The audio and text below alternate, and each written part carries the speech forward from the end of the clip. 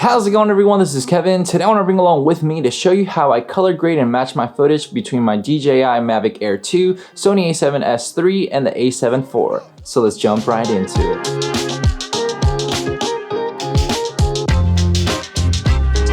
Recently, I've been asked how I color match and color grade my footage between my Sony A7S III, A7 IV, and my DJI Mavic Air 2. So today I thought I would give you a little bit more on the inside of what I do with more in depth. Since I have done a video of how I color grade my Sony A7S Log 3 footage, I wanted to do a little bit more in depth, I guess, style of how I do my footage and how I just color correct things my way, and hopefully it'll help you out when it comes down to your color grading and matching the footage accordingly to your needs. So it's time to get into Premiere Pro and show you my process. Now that we're here in Premiere Pro, I'm gonna kind of take you down by a little bit of a detailed process of how I color grade and match my footages when it comes down to my DJI Mavic Air 2, the Sony A7S III, and then the Sony A7 IV.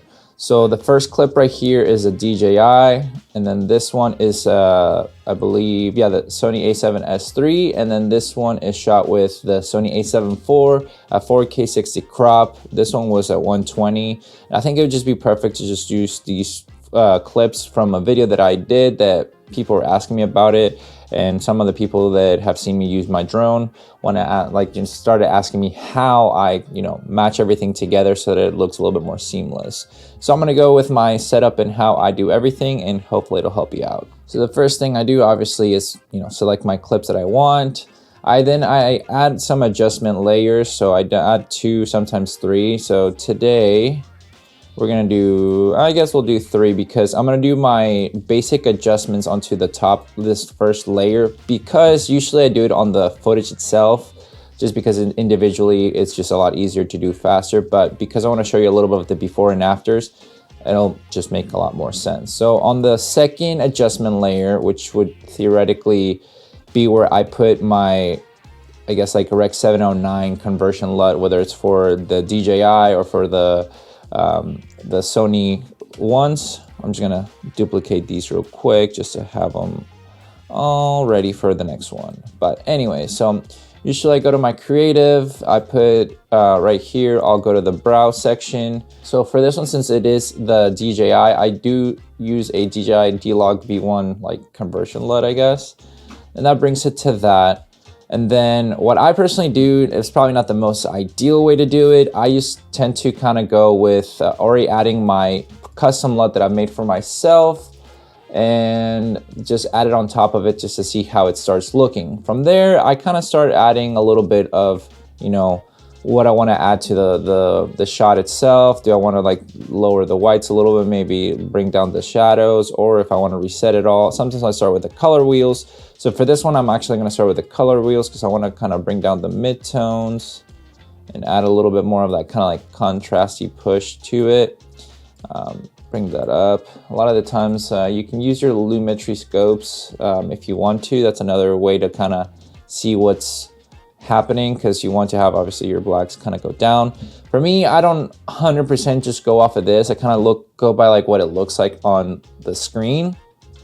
So right now, obviously the whites are kind of crushed because of the sunrise, which I didn't really care at the time. I was trying to really keep most of this in focus with the right exposure, because it's just sunrise, so it didn't really matter.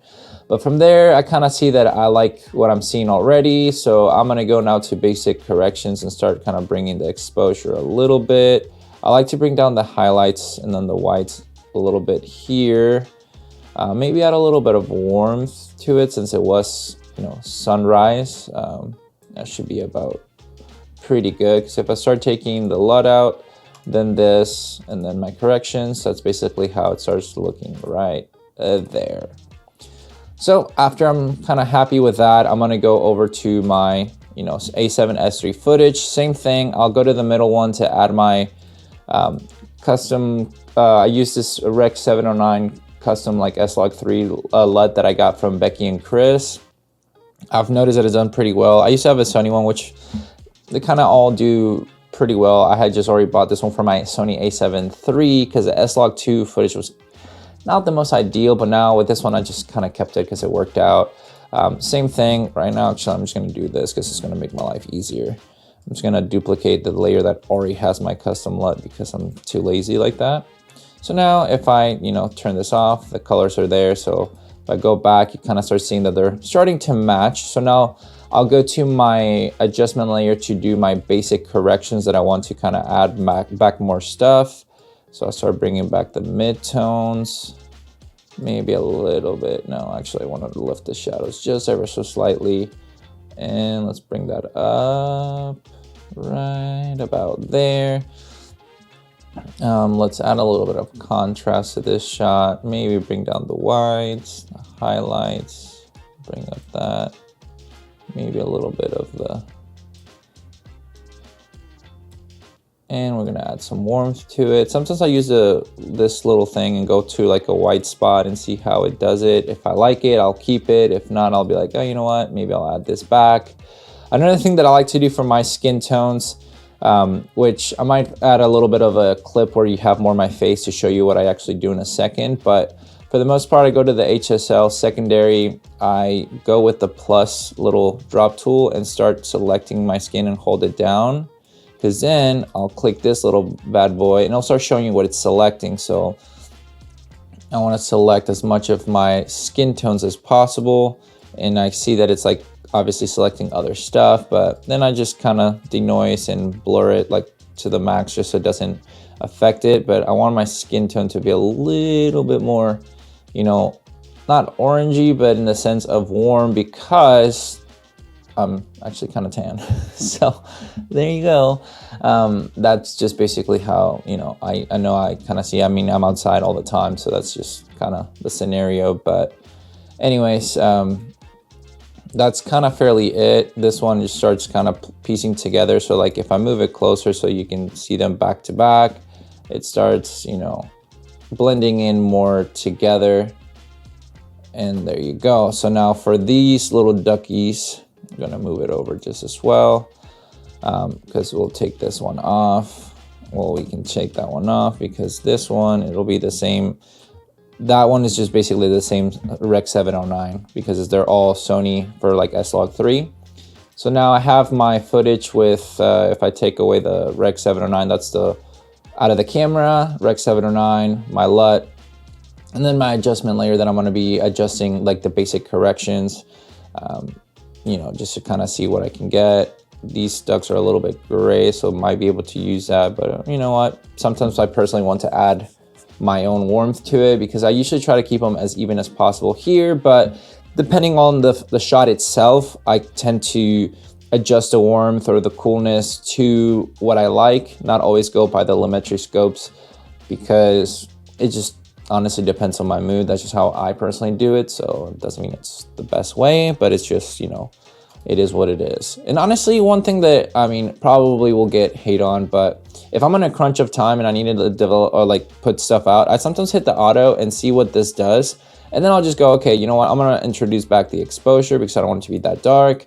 I don't mind the whites being that up, that's fine. Let's go back to the color wheels and start, playing with this, maybe bringing this down, bringing this back up. I don't like a little bit more of like a, I don't know how to say, I guess, natural contrast, if you will.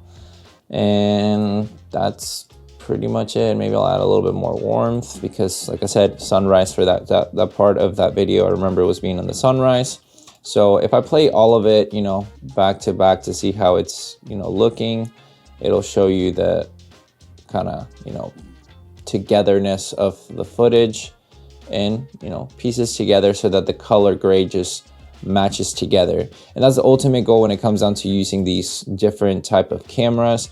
Even with this one, what I could do as well is just maybe bring a little bit of the highlights back up and maybe make it a little bit brighter right there so that it just kind of flows together a little bit better. And that's how I personally match my footage from DJI to my, my A7S III and A7 IV. So I'm gonna import a video of my face more to show you what I also mean about, the face itself. So hold on a second. All right, so I've brought this one over. I'm just gonna, bring these into it because they're the Rec 709, and then I'll add another adjustment layer for my basic adjustments.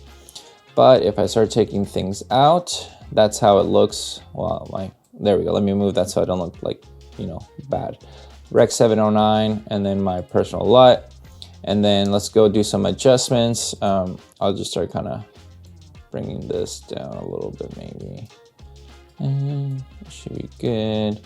Nothing too much. I actually kind of nailed this, and I guess in my opinion, in camera, if you will. But so kind of go from that. Maybe just there. So what I like to do, the reason why I imported this one is because mainly it's like the skin looks a little bit, you know, kind of bright. So what I usually do is my HSL, like, you know, secondary right here, I'll get that little droplet thing and start just going around and holding it down, because if you don't hold it down, it just will do one time and then it disappears. But so I hold down just enough so that I can then go and, you know, start, you know, hitting the parts that I know I want to be having more of it right here.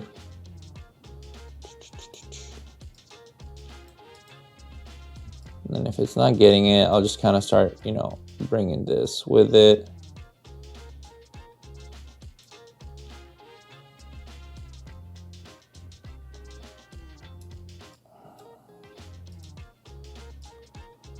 And let's add some denoise, some blur, because I just want it to be enough. I don't want it to be too intense. So then I can kind of start bringing this a little bit down.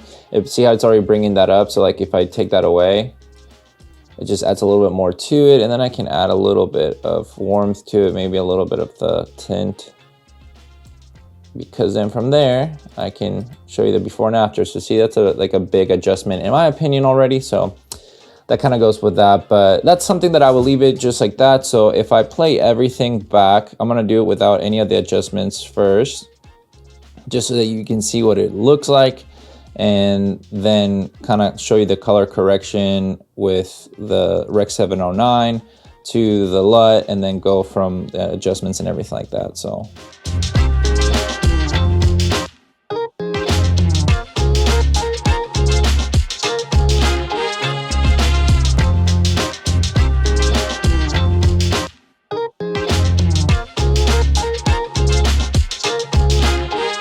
And now we're done with the color grading tutorial kind of style of it. Hopefully it'll help you out with giving you the insight of what I personally do when it comes down to my color grading for my footage. And it'll help you out to, you know, match your footages together a lot better, so that you can, you know, have a more seamless through edit and have some, you know, better videos. This has been something that I've been learning on the way as well, by, you know, trial and error, and I've enjoyed just, you know, color grading and finding my style even more every time. So yes, I use my custom LUT that I use for the color grade, and just to kind of have that matching of the tone throughout my videos. And I would recommend trying to find something similar to you that could work for your video footage that you want to kind of consistently have that color grade.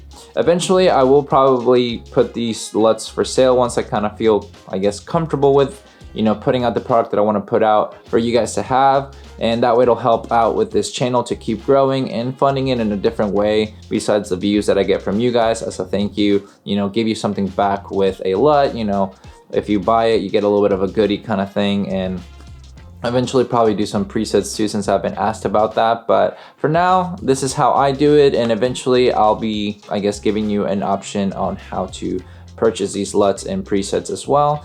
But for now, I thank you for watching this video, you know, seeing my process, and hopefully it'll help you out when it comes down to your color grading. But with all that said and done, guys, thank you so much for watching this video. Make sure to like and subscribe, share this video with a friend. I'll catch you guys in the next one.